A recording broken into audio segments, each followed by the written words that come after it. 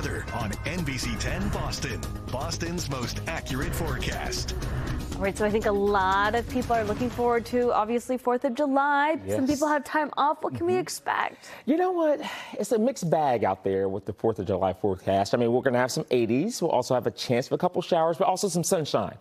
So Okay. don't cancel your plans because of the threat for showers. Yeah. A little bit of everything. That's right.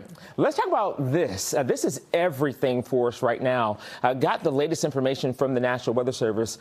This is from the National Hurricane Center and Hurricane Beryl. This is a Category 5 hurricane. That's a catastrophic hurricane. Look at the eye of the storm. It's moving to the west-northwest at 22 miles an hour with sustained winds at 160 miles an hour.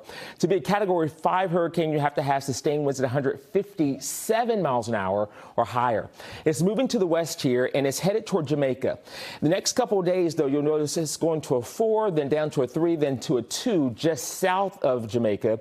And so it's going to run into some wind shear and kind of tear the storm up apart. It moves over the Yucatan Peninsula, which is a mountainous area, then over the Bay of Campeche as a tropical storm.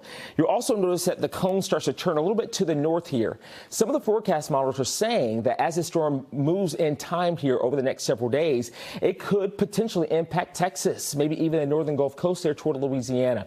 So a lot to really keep in mind here and watch over the next couple of days. There's also another system just behind Beryl that has a 40% chance of development.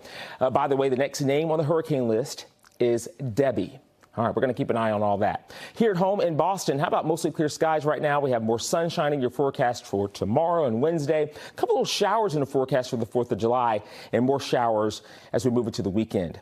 Temperatures in Boston right now in the low 70s, but there are some 60s out there. Look at Concord, New Hampshire there at 59 degrees. I think as we go through tonight, there will be some areas in the upper 50s at least. Most areas in the 60s early in the day. And then we're going to see the temperatures by noon tomorrow in the 70s. High temperatures most likely in the 80s. How about some low 80s, low to mid 80s in a few spots, even some upper 70s.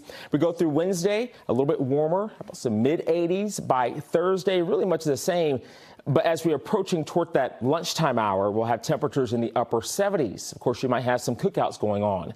Well, you'll see as we head toward the holiday weekend here, 84 degrees for Thursday. And then we have some showers in the forecast because we've got to think the humidity for that. Next couple of days, the dew point temperatures that measure the amount of moisture in the atmosphere in the 50s. So that means dry conditions won't feel quite as bad outside. More humid weather means more moisture to work with from Thursday through the weekend, and we may have a few showers that we'll likely be tracking. So you'll see here with the forecast model, this is into Thursday, not a complete wash, but a 20% chance for a shower at least, and really much the same going into your Friday. But rain chances start to really go up into the weekend, and we'll alert you to that on that 10-day forecast there. The rain chance at 30% for Saturday, a 40% chance on Sunday, temperatures at 87 degrees. Near 90 for Monday, and a few more showers from Tuesday to Thursday of next week.